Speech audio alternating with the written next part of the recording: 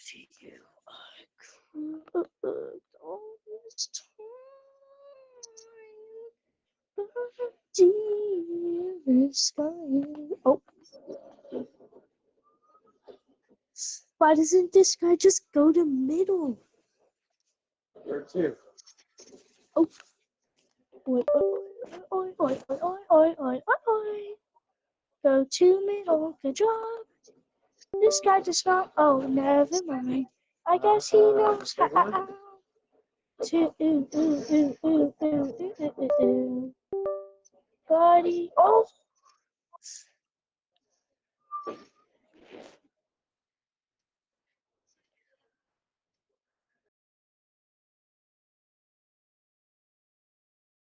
The tide.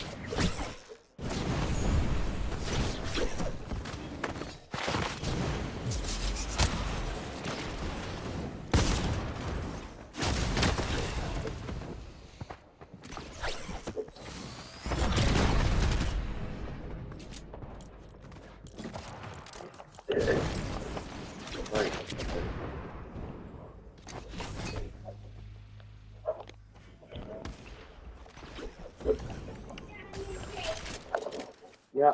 I'll be back still. Okay. What do you call a teacher that doesn't in public? A liar? Pardon? A liar? No, what do you call a teacher that doesn't like I don't know. I said a liar. A gym teacher. silence either? Ah. Ah. Ha, Oh. ha, ha. Oh. Safari. What's off my headset? Blow my nose, dude. Where are we going? Emma?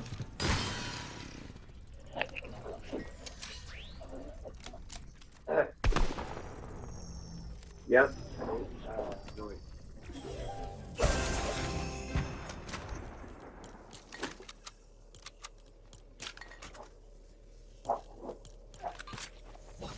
I'm coming.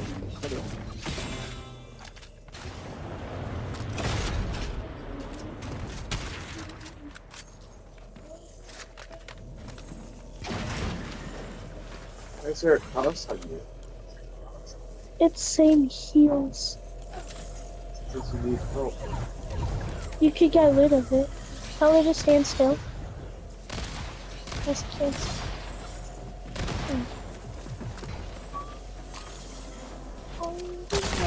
Oh, oh, sniper.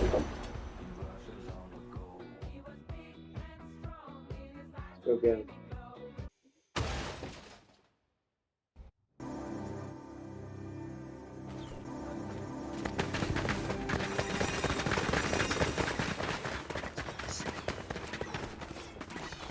There, Emma.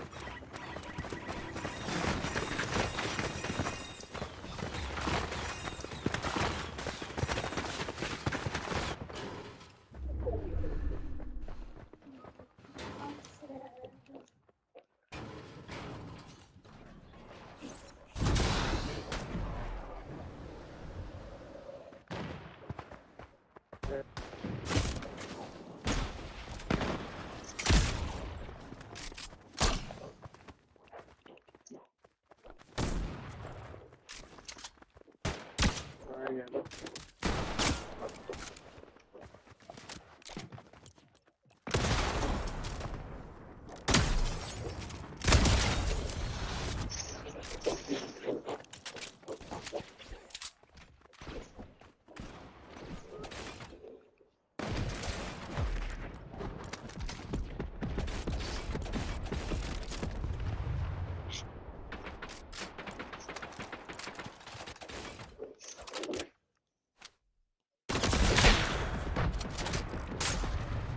something moving. Oh.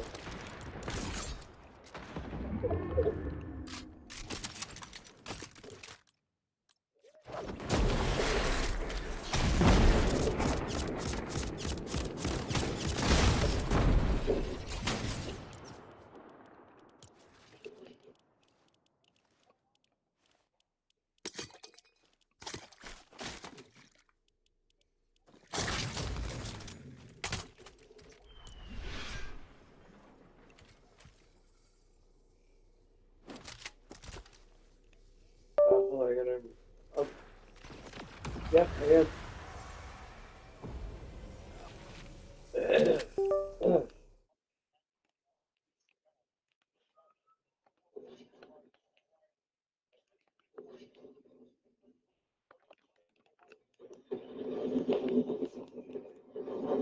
It's all right beside the bus.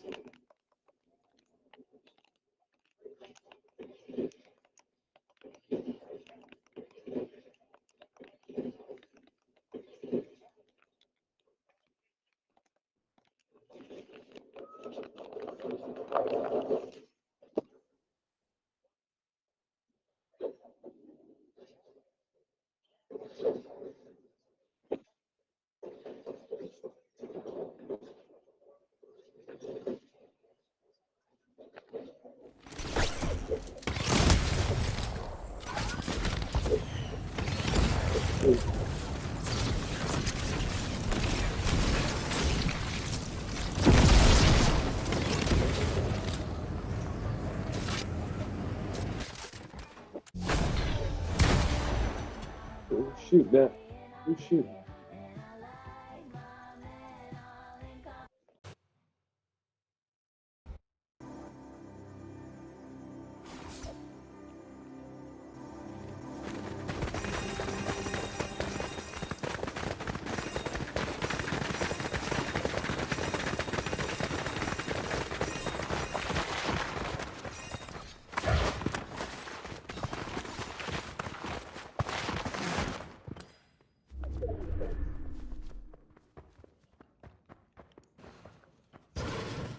Way to go, Emma. Take that guy.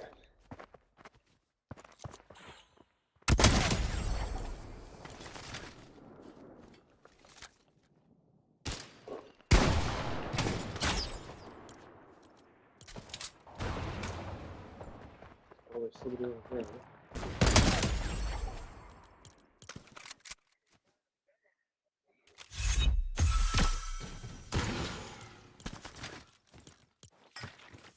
Nowhere. Yeah. Oh, somebody's here, Emma. Oh, somebody's here.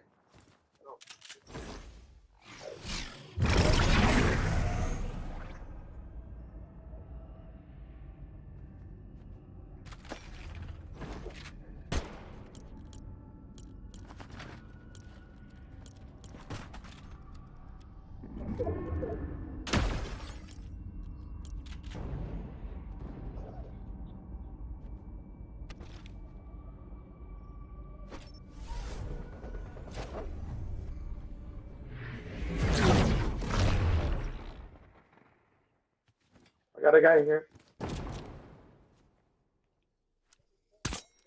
Way to go, Emma. Emma's on a roll, James. Emma's on a roll.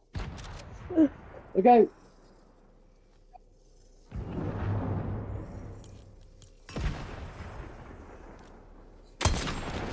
Another guy shoots at us.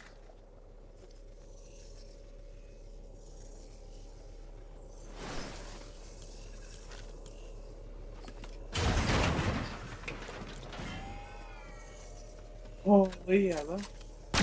Let's keep hot mess, ready?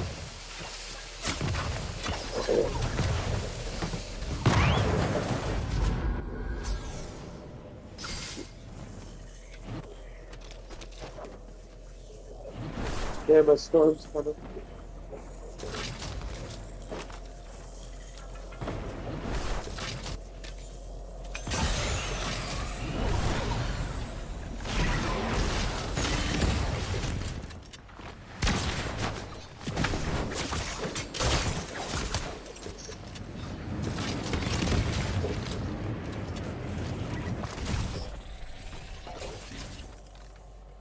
go. You sure did. Might have been the guy you ran over.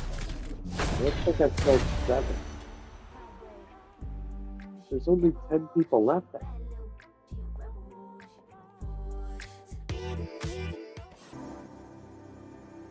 So it's getting simple.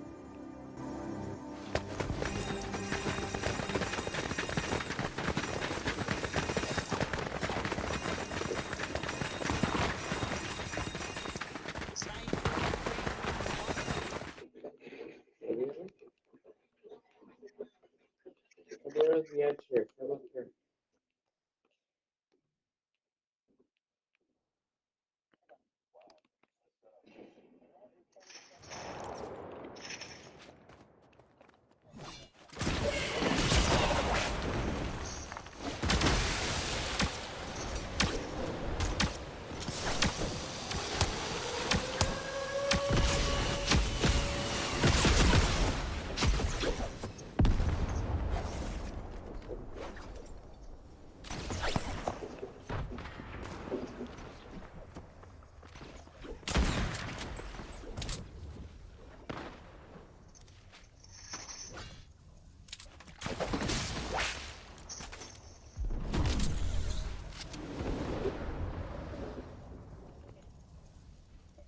Okay.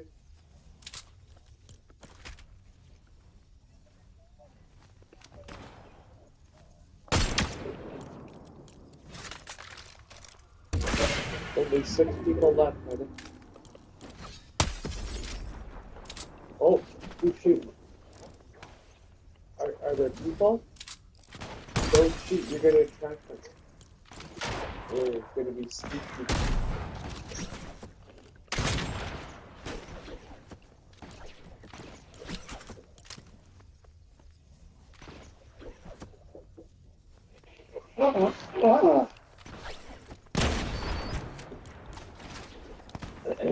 Yeah, look.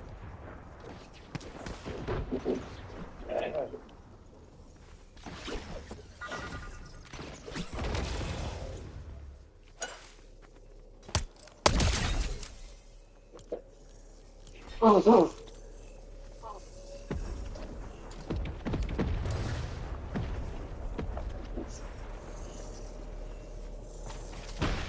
Okay, we gotta get the circle now, Emma. You ready? Emma? Emma, we're going to circle now. Come on. A little ways to go.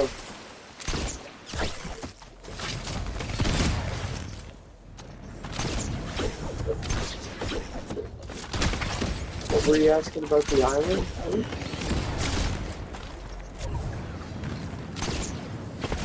Island.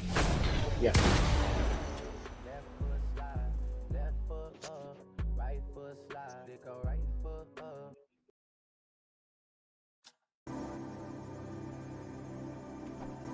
Oh, hold on. Don't fire it over here. Do not shoot at it.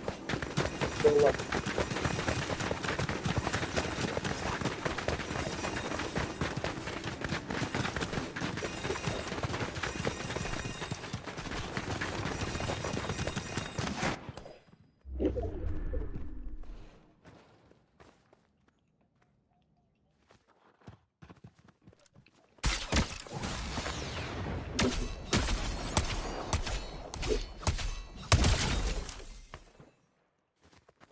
Get up top, Emma.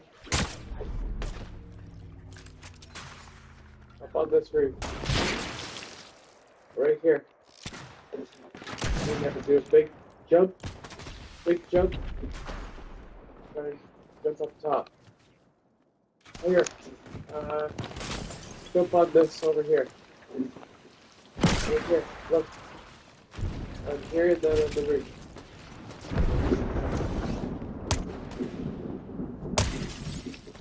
Don't worry, we're slowly slow. I'm just longer. Can you get up? You're not inside. Emma, get over here.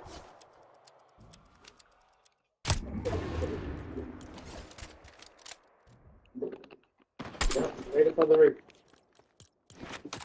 Yep, There you go. Come on over here. Right to the corner. Right in the circle. Right? Okay. We're gonna go over here. You watch the guys. Right? Watch it. Anybody? There's 2 other people left. Ooh, somebody's shooting. Oh, they're way back there. They're waiting up there. Just wait. Just wait.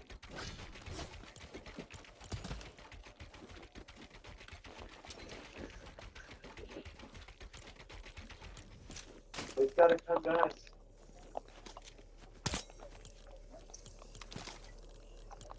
Okay, get behind this thing, Emma. Get behind here.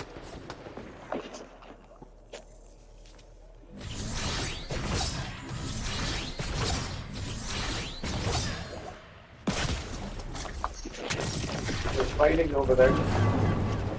Yeah, they're fighting. They're going to be in the storm in a minute.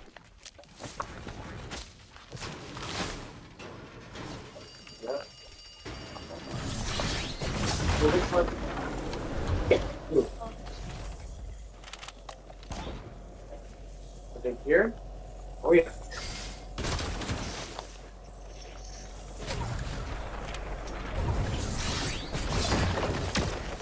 Oh, Emma. Get him, Emma. Get him. I'm down, Emma. Nice, Emma. James, look at this.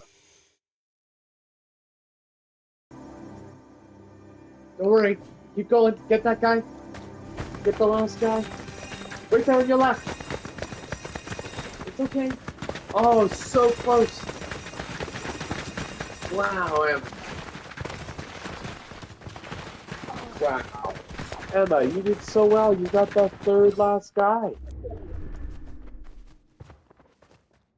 Good job, honey. Alright, let's take a break then. It's okay, you did amazing.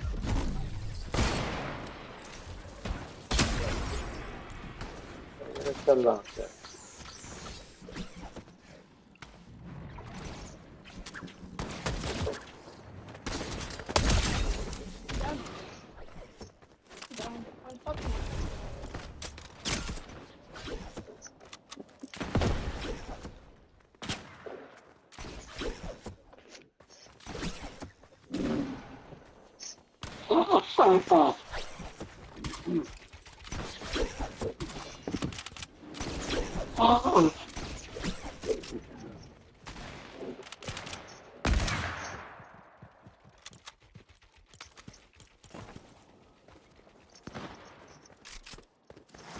This is starting right now. Oh, Ottawa, right time. no, Pittsburgh, and it's Pittsburgh, Philly. The game's already started, though.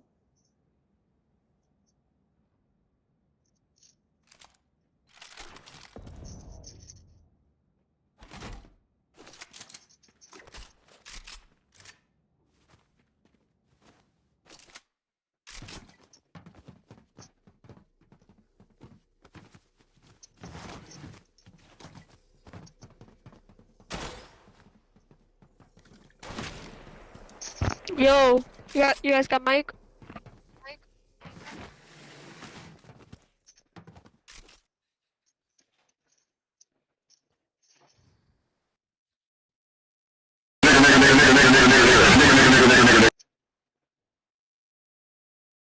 Just jump off and kill yourself.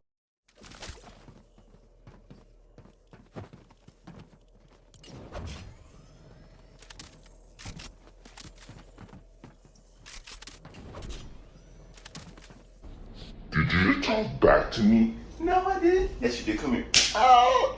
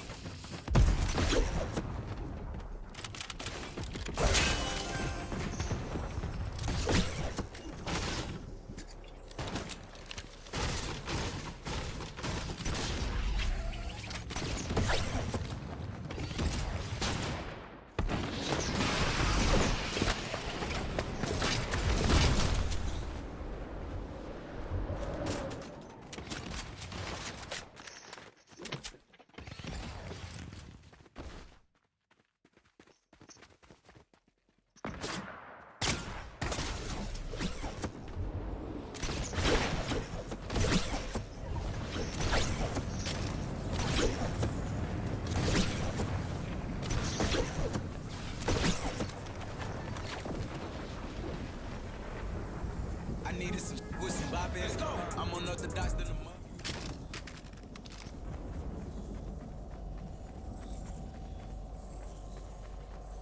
I needed some with some bop in. Let's go. I'm unorthodox than the mother. Hey, when you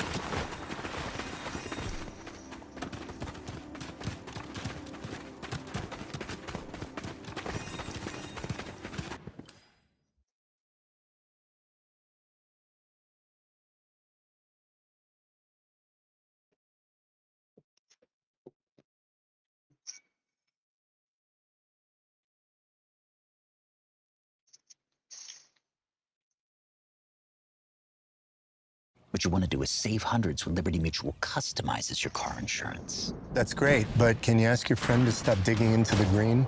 I can ask, but he's not going to. Only pay for what you need. Liberty, liberty, liberty, liberty.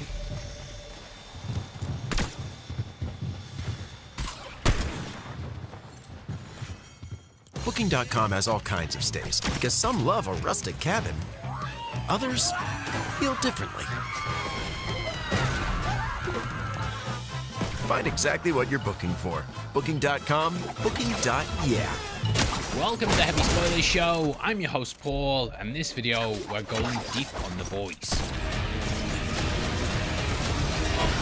Episode 4 is now here, and it reveals a lot of Homelander truths. It's also full of parallels to the first Avengers movie, Captain America the Winter Soldier, X-Men 2, and many other comic book films. Maybe a lower key episode this week, but it's got some great character moments, and any scene with Soldier Boy is solid gold, baby. Fab Five Freddy told me everybody's fly. DJ spinning, I said my. Yes, even that. Anyway, there's so much I want to break down, so let's get into The Boys. No. Serving.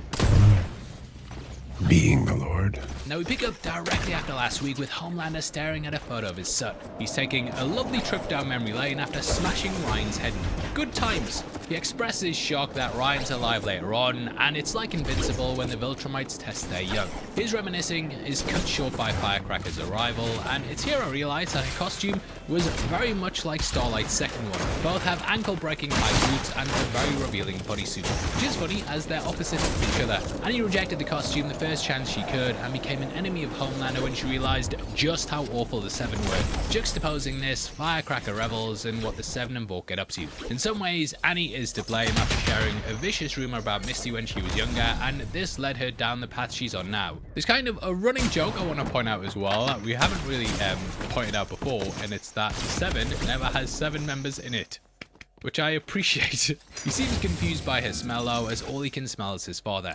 She says it's her new perfume, General Lee's secret, named after the Confederate general. It's very funny that she says this in front of the massive American flag, as General Lee was a traitor to the nation. But Homelander can still smell his daddy. We know that Soldier Boy cranked that, and Firecracker seems petrified. It's kinda like what happened with Dognot and Maverick, and it highlights the extra level of powers that Homelander has, as that scene is like the best ability of another soup. And I think this is like the first time we're hearing about it with him. But yeah, it was quite a dumb decision to try and get revenge on the petty man-child who can't control his power or rage. She explains that they were merely prepping for an interview though, and I'm sure that Soldier Boy was a very cunning linguist. Now Homie doesn't seem to care that she's lying, because as he explains, he was visited by an angel. He's gone fully off the deep end now and is beyond delusional. He says that he's the Messiah and Savior of the world, and she can barely contain her shock. But he's not the Messiah, he's a very naughty boy. Also, at this point, I'll be honest, I think Eric Kripke needs to tell us next week's lottery numbers, because they constantly seem to release the episodes the week of a big talking point in politics that's reflected in the entry. And this was written in 2024. I did wonder if this would be the start of her realizing that she's made a huge mistake, and in going all in on Homelander's regime, she's basically lost everything that she stands for. She should couldn't be happy at all as she preaches the gospel, but Homelander's perverting the teachings and making himself the Messiah. Homelander finally realizes that Firecracker's known he's always been special, and he says that despite cutting her off after she almost died giving him breast milk, she still comes back to him. This highlights though that all of his relationships are transactional, and he's just using her after realizing she can spread his message for him. As he said, Jesus would have killed for their marketing. I mean, it was her or the faithful sheriff. She says she would do anything for him though, but is still unsure about the whole thing. This constant anything has of course been something that's reoccurred with her character, but here it feels a lot different to how she said it before. I mean anything. Anything. Anything. His way to getting V1. If he gets it, it's game over, man, as he'll be a psychotic immortal despot. If Huey and co get it though, they can save Annie, Kimiko, and even Billy. Huey is also taking charge of this group, and his confidence seems to have really increased between seasons 4 and 5. He hasn't lost himself like Billy or potentially Annie, and it's showing his major growth from a meek, scared normie to almost leading the boys. Something that also happens in the comics, which was needed for the final few issues. That's what this episode teases, and is something that we'll break down in the spoiler section. The Huey/Billy relationship though is at an all-time low as Huey blames Billy for scaring Ryan off. Billy claps back though, asking where Starlight is. She flew off at the end of the last episode as she doesn't want anything to happen to Huey. She's basically dealing with a lot of trauma and thought that Huey was the one who died after Maverick was turned into Goose. It's a sore subject for Huey though, who's had somewhat of a rocky relationship with Annie since the Shapeshifter. Like the comics, they have their ups and downs, and I do wonder if Billy will try and drive a wedge between the pair. That's mainly because he and Mother's Milk secretly want to destroy the V1 instead of using it to save their friends. We then catch up with Annie as she meets her father for the first time in 20 years. It's nice seeing how he juxtaposes her mother, and though he's shocked by her arrival, he just continues sweeping the back porch.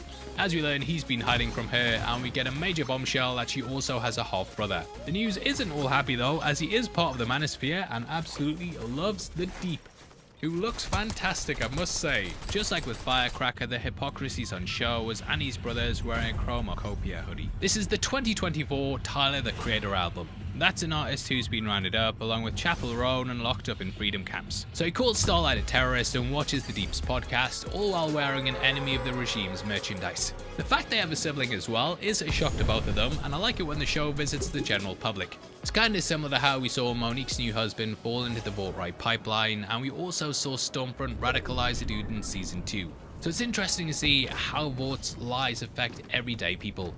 Overall though, this whole thing with Starlight feels a bit like the bit from X2 where we have someone's family even cautious of them because of anxieties that have been pushed by the government. We then could assist to Sage, who has what seems to be an antique Ori. And I did wonder if she's taken inspiration from her former boyfriend Thomas Godolkin. He had a room full of collectibles that wasn't problematic at all. She's talking on the phone, and as we learn in the first 2 episodes, the US is broke after funding the freedom camps. The president is seeking her sage advice, and she says he should defund the schools and give out vouchers for Homelander's academies. Those are connected to the Homelander youth, which will sweep up the kids and indoctrinate them at a young age. I feel like Kripke's been very clever in showing the erosion of public schools and education in the boys' universe so far. Like Gen V Season 2 had the kids hiding out in a rundown library that had a book burning, which is something that we also have seen this season as well. God U was also completely pointless, as the classes were just teaching them how to be influencers. And even the crime-fighting class was a facade. The boys are also hiding out at a rundown school this season, which shows Vaught's war on the school systems working. Fascist regimes always target education, as it's the easiest way to ensure the next generation backs them. She then mentions wokeness as an excuse, which we've seen a lot over the course of these last couple of seasons. At this point, it's a catch-all term that is just bandied about to try and brush things aside. Any criticism? That's woke, that mate. And so far, it has been working for them. Soldier Boy then comes barging in, angry that a black woman summoned him, and it looks like she has a sculpture of Nefertiti, who's a former Egyptian queen. We're reminded that he's an absolute freak, as he mentions the only black woman who bossed him around was Nell Carter, the late actress. As long as there was a cock ring and a tub of Crisco. How very Last Tango in Paris. But yeah, I'm not surprised at all that this is the guy who founded Herogasm. And we learn he's supposed to be filming a movie and is denied his rider, which is just a big bowl of coke. It's not the 80s anymore, lad. Which is a shame. destroyed our culture. We can tell that Sage is manipulating Soldier Boy here though, and stating that he should take it up with Homelander. But he has to wait until his son's back from Fort Harmony. Playing into his hatred, she successfully gets him to go there. Now I still don't fully know what her endgame is, as she's smart enough to know that Homelander cannot be controlled. I do wonder though if her being ostracized by Vought has basically made her craft this big way to expose the Supes in the most massive way possible, and through Homelander show how unhinged they are. If all of them are complicit in crimes, it'll then fully take down the regime, and she can use the Supes like Soldier Boy to take out the other Supes once and for all and destroy the organization. Now there has been the thought that she is just loyal to Homelander, but yeah, from this conversation I think something else is going on. How about, like Firecracker, she may simply enjoy being in charge. Something she implied in season 4, she mentioned to Newman that no one listened to her when she was a kid. But yeah, she's clearly wanting to take Homelander down, and Soldier Boy is someone she can control. All he needs is a bottle of JD, loads of drugs, and a bunch of gilfs. If she can take out Homelander though, then she can rule without the face of Vought making insane or irrational decisions. Now, we know the whole experience of becoming a Supe was very traumatic for Soldier Boy, and it's like a dark, twisted version of the MCU's Captain America origin tale. It's also a mirror of Homelander's. Soldier Boy was a lab rat who was made to be a Supe, and several other people died while going through the experiments. Due to Stormfront being married to Vought as well, I'm guessing they perfected the formula through testing before giving it to her. Watch baseball all season long. Catch the action live with game day features like StatsView and more from the best seat in the house. YouTube TV. Try it free. We'll likely see this all in Vought Rising, which should be coming out next year, I imagine. Cutting to the other group heading to Fort Harmony, we get our first hint that all is not right. The boys are back at each other's throat, and MM's tired of Billy's bitching while the Cockney keeps cutting off Kimiko. Huey then trips over and sees the first of many dead bodies. The episode explains that the people who stumbled upon this place ended up killing each other due to the effects of what we see later in the groundwater. He's rightfully horrified by it and shocked that Mother's Milk and Billy make jokes about it. They show zero respect, which is something that Soldier Boy and Homelander also display later on. Makes me wonder if Compound V doesn't just make you superpowered, but it also destroys any chance of empathy and kindness in most people. And this would explain why 99.9% of the Supes are dickheads. Now throughout the show, we've seen as the hate from the Nazis has basically carried on throughout history. It started with Dr. Vought out in Germany and then came to America during Operation Paperclip. The corporation was then created that pushed the hate message to the masses through Vaught's propaganda. So they've basically taken hate from another way, and through V pushed out hate further across America. At its core, we see a creature that makes people turn on each other, and it all perfectly builds into the themes of division. It and, well, Vought pull out the worst in us, and it's such a good message about not following false idols who corrupt us and make us not hit the thumbs up. Naturally at this point though, they think there's a huge monster in the woods, but the real monster is us. So deep. If you're as deep as us as well, then why not check out our Realize, Real Lies shirt. There's also our Soldier Boy one too, a full collection of things inspired by the boys, and also Invincible as well, right at that merch store below. Plus there's lots of big discounts for the summer, and it all goes towards helping videos like this get made. Speaking of the deep, we do a diabolical cut from the maggots on the head to him eating sushi in his podcast studio. I had hoped that he'd start to realise how evil Homelander is after A-Train tried to talk some sense into him. Now though, I can't see that happening as we see how far he's gone. This episode's theme is all about people turning on each other. We have Soldier Boy and Homelander, the boys, Starlight's family turning on her, and even the Deep is turning on the fishes. Everyone is getting divided because of the hate that's being pushed onto them, and it's something that we see throughout the world every single day. Like Homelander though, the Deep is a narcissist, and he says that being eaten by him is the highest honor a fish can have. Black Noir then finally speaks and knocks the platter out of Deep's hands. We did wonder what was going on with him, but yeah, seems like he's still the actor and not just someone dressed up. The pair of course have had beef though after Kevin stole Stan Edgar from him as the guy needed to win. Noir 2.0 says he's gone full method and has given everything to the role of Black Noir. We thought that Noir wasn't happy with him, and some even suspected the Homelander clone to be under the mask.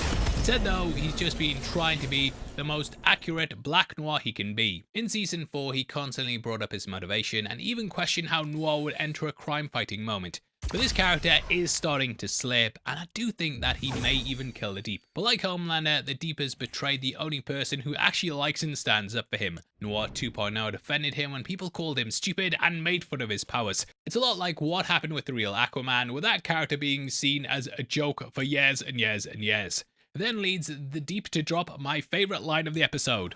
Well, let's not make a federal case out of this, Broby Wade. The pair's relationship is ruined though, and Noir asks if the Deep is more important than the relationship Homelander has with his father. It's similar to what A-Train tried to say to him, and the Deep is trying to get acceptance and respect from someone who only loves themselves. That will never work, and I feel like this is going to lead him to do more and more despicable acts for Homelander in a downward spiral of trying to gain his leader's love. Much in the same way that Homelander's also trying to gain the love of other people. Ultimately, Deep will just be cast to the side though if he pushes back on anything, but for now, it's a dog-eat-dog world. Is that what you think the phrase is? Whatever.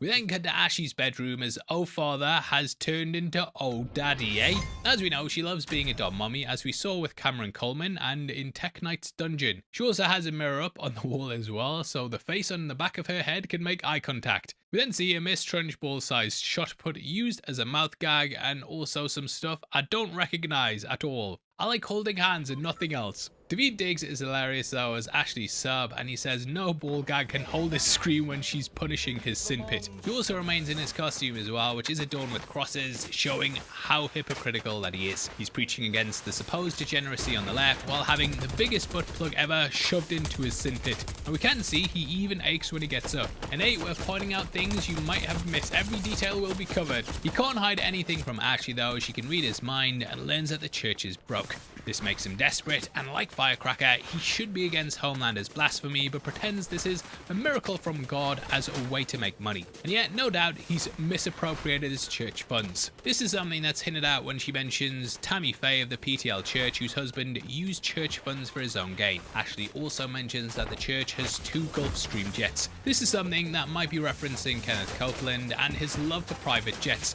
There was a big controversy around them, but to be fair, he got one from Tyler Perry. Oh Father says he's at $150 million in the hole due to attendance and donations being down. People are losing their faith. People are getting rounded up on the street for even liking a Starlight post, and thus they need a second coming to appeal to the wallets. This stuff would be a scandal in the making, but thankfully for him, his solution barges into the room after she calls him the emissary of God. Thought it was hilarious as well how she said it almost smells like Waffle House.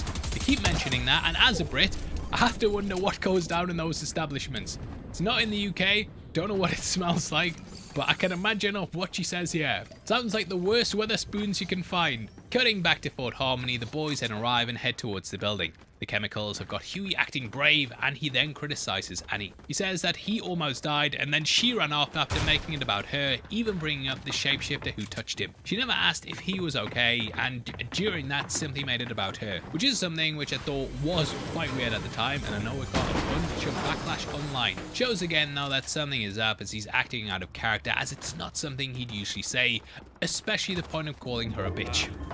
Jesus, sorry, I didn't mean for that to come out so harsh. As they get closer, we can see a load of dead animals, and it feels like a horror movie. Like, oh, what here? Camp Natasha went to visit Camp Lehigh in the Winter Soldier, but found it was full of dead animals and people and stuff. But yeah, just like Armin Zola was at the core of that, ruining the country, we have something similar going on here. We then get to see Starlight as she looks at a family photo of Portland. Her dad's new family are in front of the Homelander Extreme Flight, and it's a place that we saw during Season 2.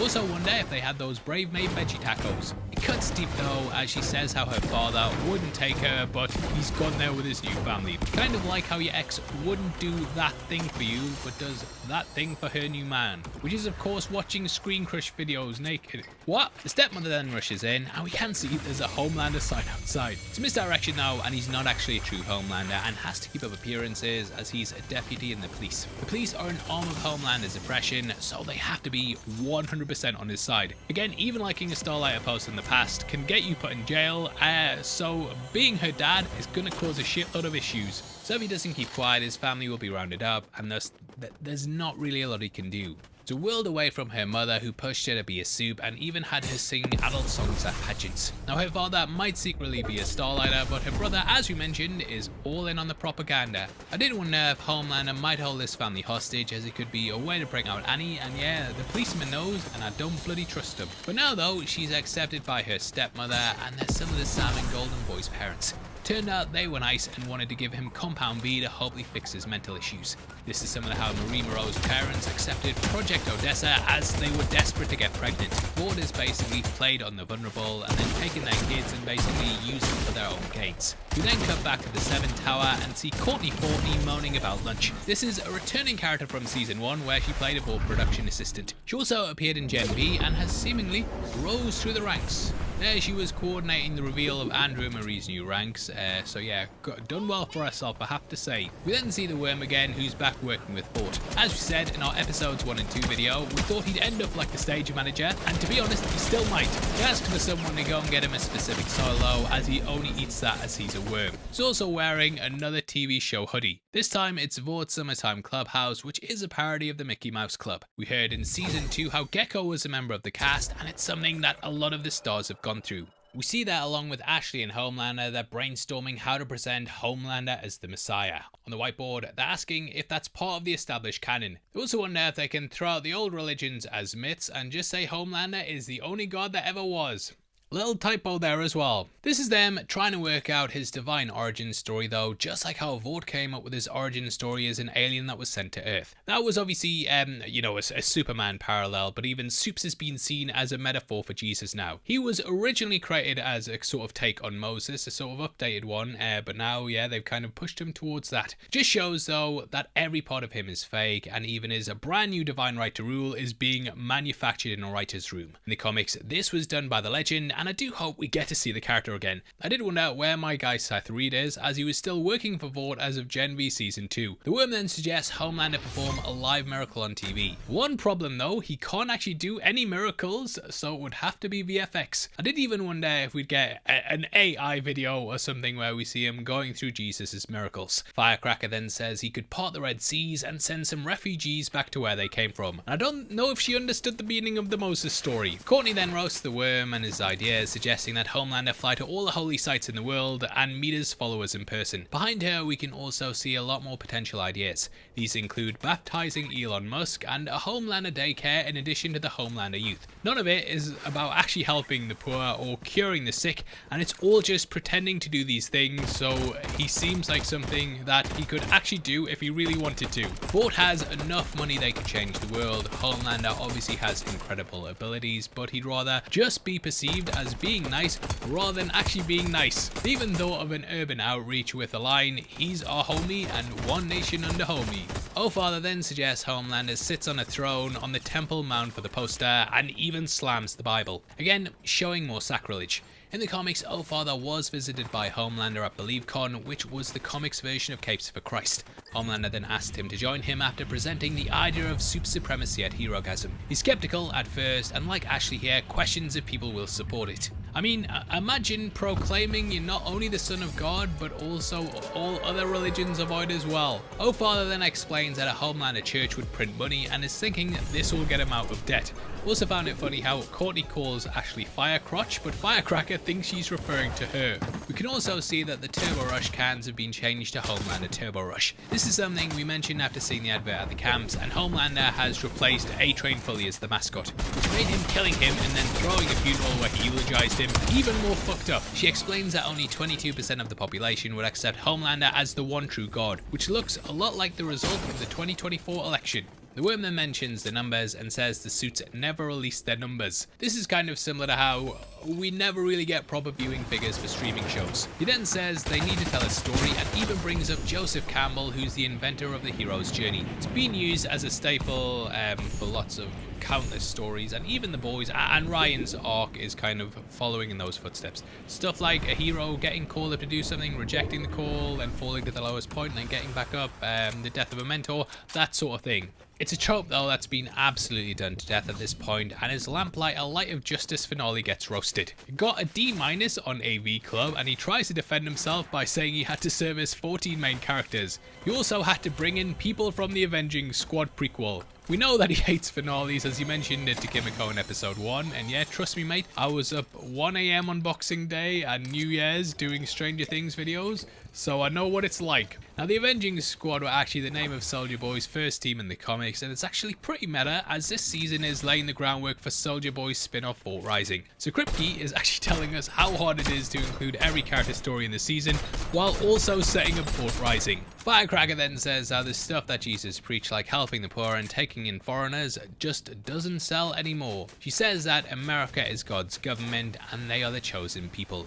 She even evokes Manifest Destiny, which was the belief that settlers in the US had the right to expand as far west as possible. Homelander will be presented as a true American hero, and God will finally be American. This is something that feels like it's referencing Watchmen, especially the line, "The Superman exists and he is American." The reporter who said that then said he was misquoted and that the line was actually "God exists and he is American." She then comes up with the name the Democratic Church of America, which I'm guessing is playing off the Democratic People's Republic of Korea. One problem as well is that he can't be called God, so Firecracker decides on the Prophet of America. It's kind of like Bioshock Infinite, where a prophet created his ideal America as a theoretic police state. The public won't accept it if we come out and call Homelander God.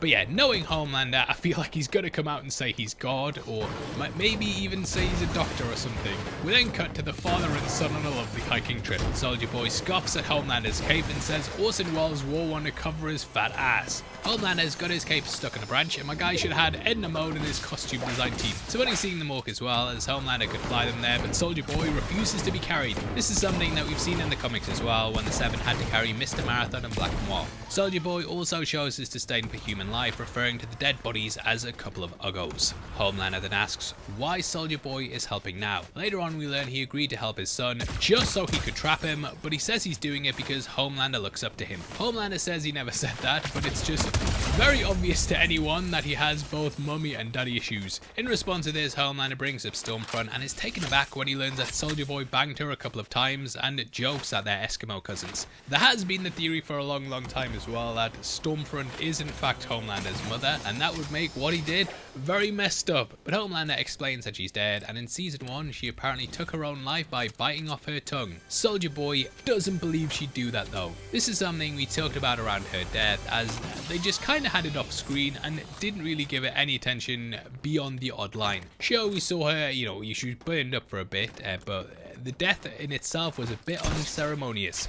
We know that Aya Cash is back in the suit filming stuff of Fort Rising, and there's been lots of stuff posted online, and I do wonder if this is laying the groundwork for her coming back, especially with us seeing Godolkin healed up from similar burns, albeit through Marie. We'll talk about that more in a bit though, but yeah, Clara is going to return in Fort Rising, which is being pitched as a murder mystery. So I am interested to see their dynamic, especially considering he was an American World War II hero and she was a Nazi. The boys then search through the files in the building and find a blueprint which Billy mansplains to Kimiko. The group's bickering gets worse as Huey lays into Billy again, calling him Father of the Year. There's a clue that they aren't themselves, as Huey looks like a junkie with red around his eyes, and then Billy claps back, roasting Huey for turning his dad into a zombie and then killing him. Very fucking Son of the Year. While these two have had a complicated connection for some time, Huey then turns to Mother's Milk and calls him a pussy. This is because he blames Milk for letting Butcher pull him down. It's kind of true as well, but Milk stayed after being inspired by A-Train's words. Like him, the Seven would follow Milk's family everywhere, and it wouldn't be over until Homelander was defeated.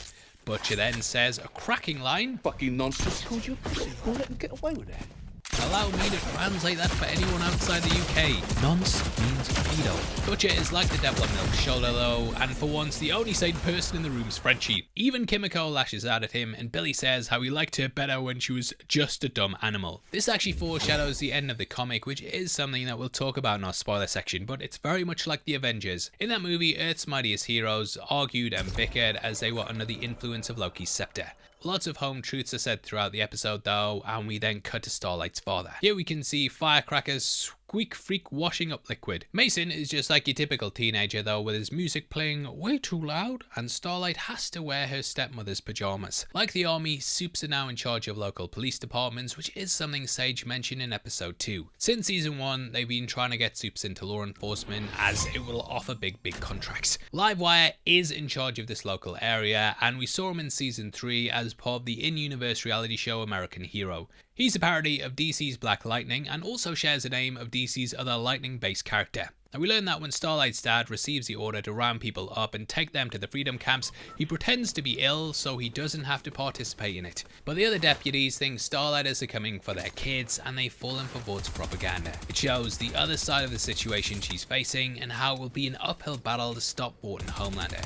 She can beat Homelander, but in the end, the public still believes the propaganda, which likely leads to a real prospect of martyrdom. Even like Germany had denazification post-World War II, and I do wonder if they're going to have to run similar programs to what Vaught's basically pushed into the people. The pair then have a heart-to-heart, as after he left, she thought that maybe he just didn't want her. However, he stayed up to date with her career and has kept all the clippings in an A-Train shoebox, with that clearly being a take on the Air Jordan brand. Inside the box we can also see a magazine cover and an article about her pageant where she sang "Hit Me Baby One More Time." There's also an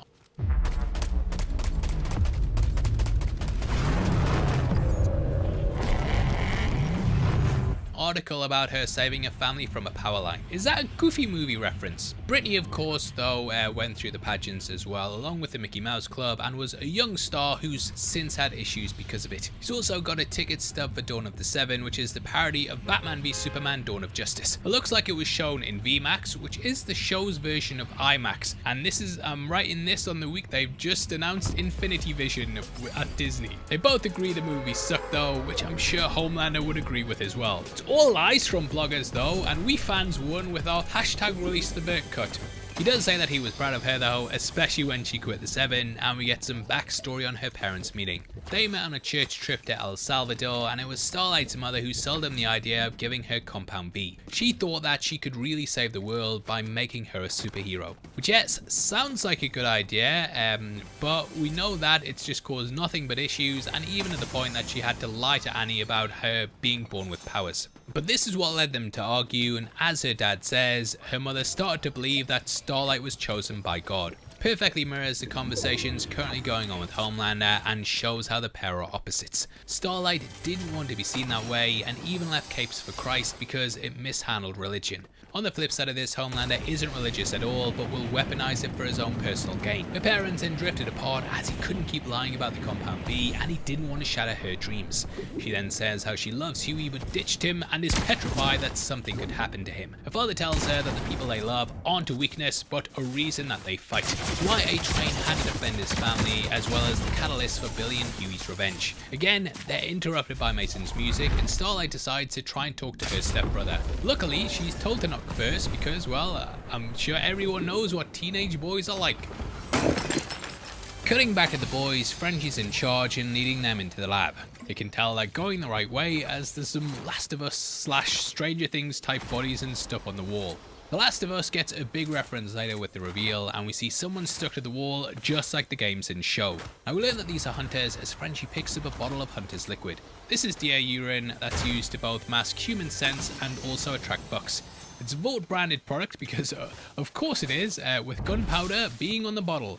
Looks to be very old though, as the soup looks young on the case, and it's possibly the same age as he was in the flashbacks of the 80s in season 3. He was Soldier Boy's sidekick and experienced abuse at the hands of his mentor. So it's a great thing to include with Soldier Boy being back again.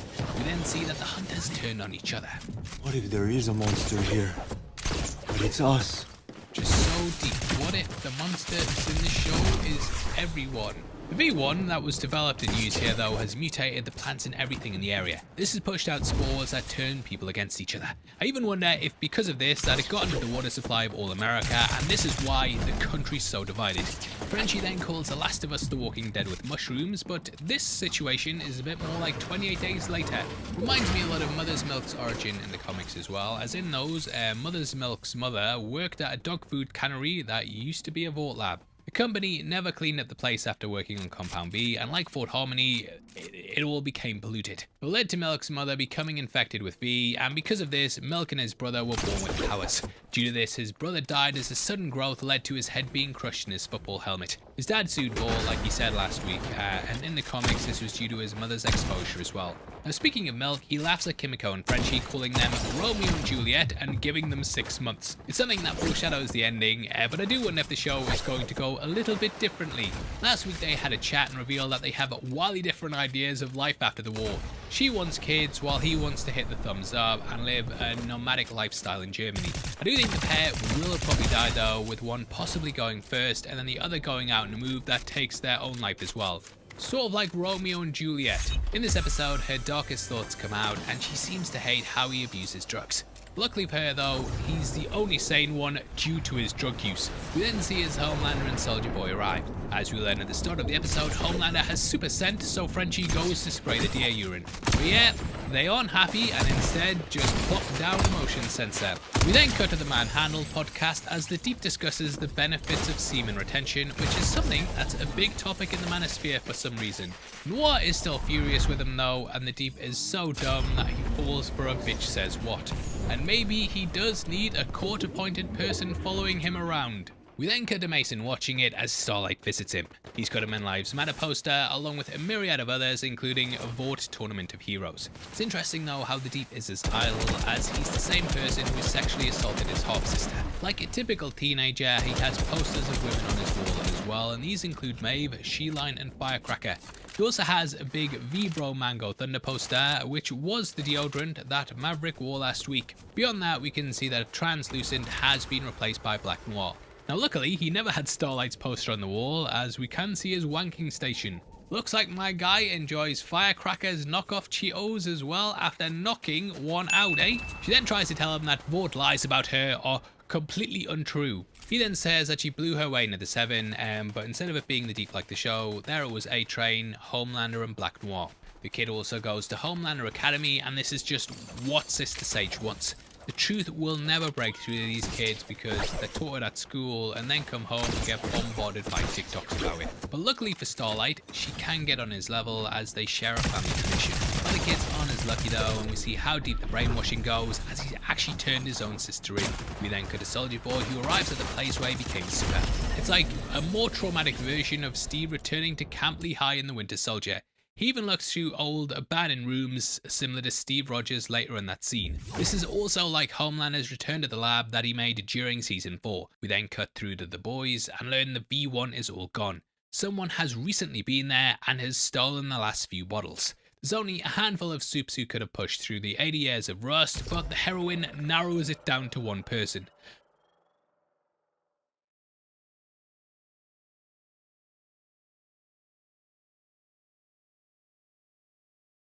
Billy and Mother's Milk settle on Bombsight being the only soup who could have been the one to steal it, and he will be a character that appears in Vought Rising. There he's played by Mason Dai, who you might also recognise from Stranger Things. Now Bombsight